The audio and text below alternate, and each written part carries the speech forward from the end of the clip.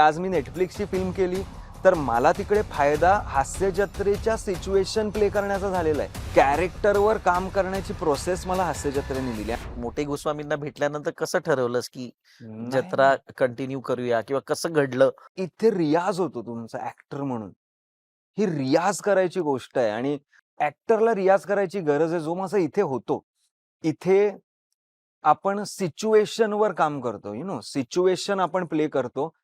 जर मी इथे ती चांगली प्ले करत असेन, तर मला त्याचा पुढे जाऊन फायदा होतो कुठेतरी. म्हणजे आज मी नेटफ्लिक्सची फिल्म केली, तर मला तिकडे फायदा हास्य जत्रेच्या सिच्युएशन प्ले करण्याचा झालेला आहे. की तिकडे मग मला वेगळं काम नाही करावं लागत त्यावर. कारण की माझं ते काम इथे ऑलरेडी होतंय या मंचावर, स्टेजवर, ह्या हा, स्टेजवर. म्हणजे पोलीस जरी ते कॅरेक्टर असेल तरी पोलीस मधल्या अकाउंट्स डिपार्टमेंट मध्ये तो काम करतोय आणि तो एवढ्या सगळ्या केऑस मध्ये पटकन म्हणतो 40 ही बचे. 40 ही बच्चे है. एक्झॅक्टली.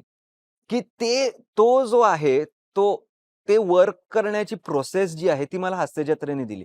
कॅरेक्टरवर काम करण्याची प्रोसेस मला हास्य जत्रेने दिली आणि मी असा ऍक्टर आहे ना, की मला काम करायला आवडतं माझ्या स्क्रिप्टवर, माझ्या रोलवर. मला रिहर्सल खूप आवडते, की त्यातनं जे काही निघतं प्रोसेस मला खूप आवडते. की of course comedy is a spontaneous thing, पण तुमचं आधी ठरलेलं पाहिजे काय तुम्ही काय करणार आहात जाऊन. ते जर तुमचं ठरलेलं असेल तर मग स्पॉन्टेनियसली पुढे येतं सगळं. स्पॉन्टेनिटी इज आफ्टरवर्ड्स, की तुमचं ठरलेलं आहे त्याच्यानंतर स्पॉन्टेनिटी येते. तुमचं ठरलंच नाही तर तुम्ही काय स्पॉन्टेनियसली करणार.